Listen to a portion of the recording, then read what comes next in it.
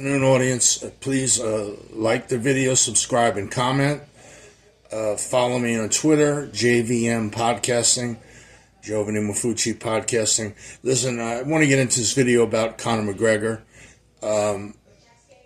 First of all, let me give him credit for being the athlete that he was, the mental warfare like Muhammad Ali, bringing an exuberant amount of energy to UFC, intriguing fights, spectacular performances, made himself a boatload of money. I was even so impressed with him when he turned over to boxing and fought Floyd Mayweather. I thought he did great. Other people didn't think he did that good, but for his first pro debut in boxing only, he hung with somebody, for I think it was 10 rounds, 9 rounds or 10. I forget what round he got TKO'd in, and he hung with Floyd Mayweather. He actually outworked him the first few rounds. I thought he had the first 5 rounds won. That was my opinion.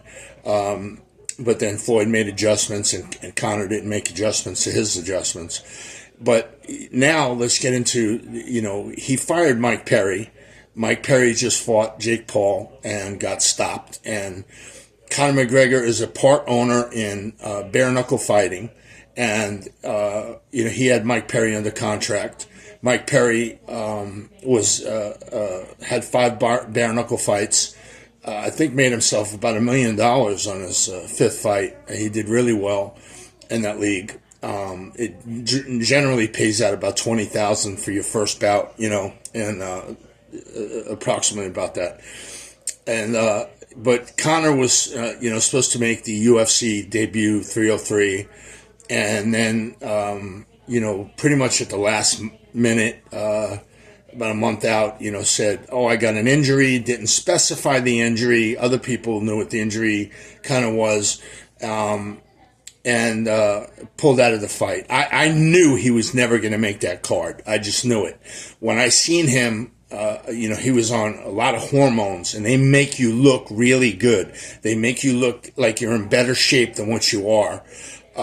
He was putting in some work in the gym, but sources say he was partying a lot. Okay, let's say what took down Mike Tyson. Mike Tyson started using drugs.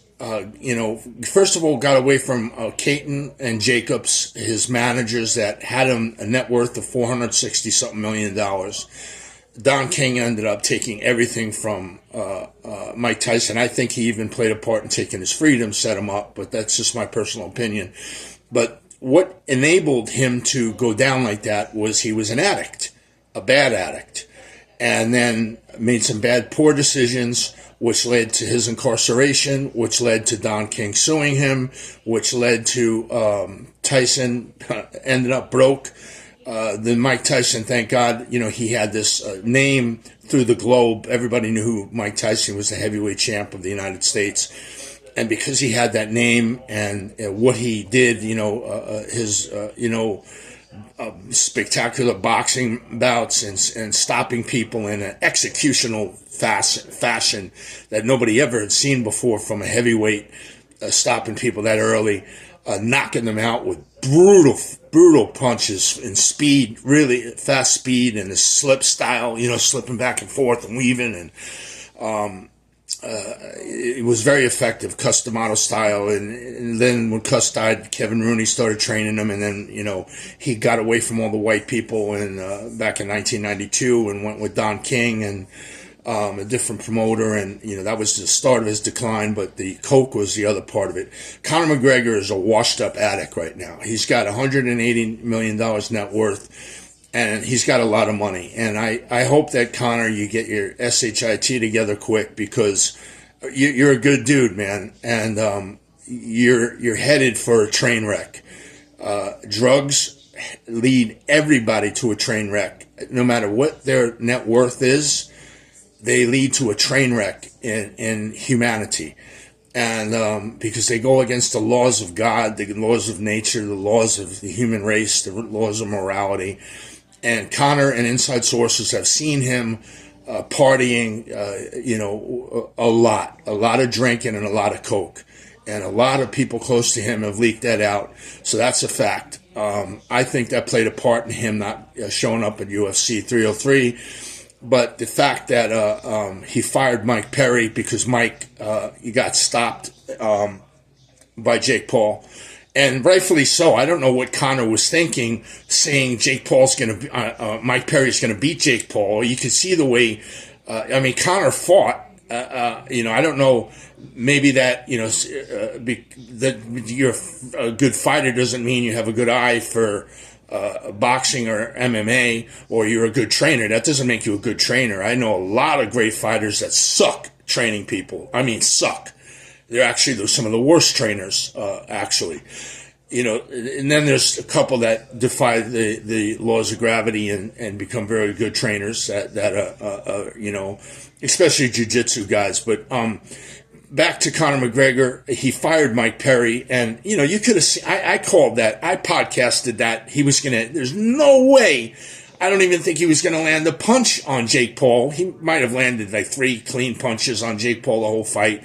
I was so correct. He took a tremendous amount of punishment, unnecessary punishment, absorbed it, and give him an A+ for courage. But minus F. I don't know what boxing champions he said he was sparring with. I can't see how he even landed a punch on anybody in sparring that was up at that level of a journeyman fighter, which means top 20 in boxing and up.